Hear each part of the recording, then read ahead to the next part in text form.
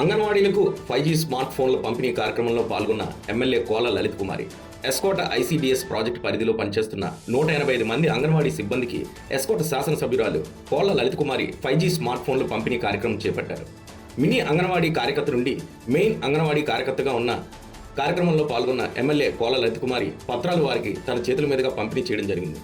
S. Kota Jamie మండలంలో గల అంగన్వాడీ సిబ్బంది 185 మందికి స్మార్ట్ ఫోన్లు అందజేశారు. సంతోషంతో అంగన్వాడీ కార్యకర్తలు సీఎంకి ఎమ్మెల్యేకి కృతజ్ఞతలు తెలిపారు.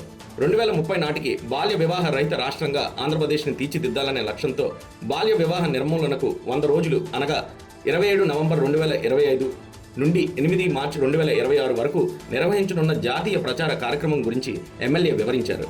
సమాజంలో బాల్య వివాహాలను నియంత్రణ చేయవలసిన బాధ్యత మనపై ఉందని తెలిపారు. కూటమి ప్రభుత్వం వచ్చిన తర్వాత అంగన్వాడీ సిబ్బందికి అన్ని అవసరాలు తీర్చుతున్నామని, మౌలిక సదుపాయాలు, యూనిఫామ్లు, వంట పాత్రలు, కరెంట్ స్టవ్లు, కొత్తగా 5G స్మార్ట్ ఫోన్లతో ప్రతి అంగన్వాడీకి మరిన్ని సౌకర్యాలు కల్పిస్తున్నామని ఆమె తెలిపారు.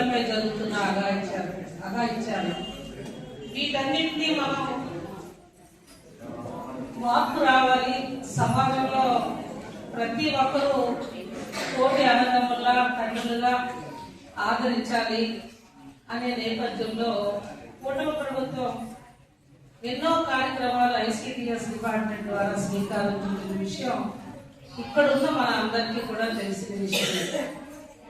మరి అందులో భాగంగానే మరి ఇలాంటి సమావేశానికి ముఖ్య అతిథులుగా హాజరైన నాతోటి ప్రజాప్రతినిధులు ఎంపీ గారు, జడ్పీటీసీ గారికి, ఏదైతే ఇలాంటి కూటమి ప్రభుత్వంలో ఉన్న కార్పొరేషన్ డైరెక్టర్లకి, చైర్మన్లకి, వివిధ ప్రభుత్వ అధికారులకు, పాత్రికేయ సోదరులకు, ముఖ్యంగా ICDS డిపార్ట్మెంట్ సోదరిమణులకు, ముందు ఉన్న అంగన్వాడీ టీచర్సే అంటారు, మా సోదరిమణులు, మల్లలు, అక్క చెల్లెలుగా మనం అంతా ఉన్నాం.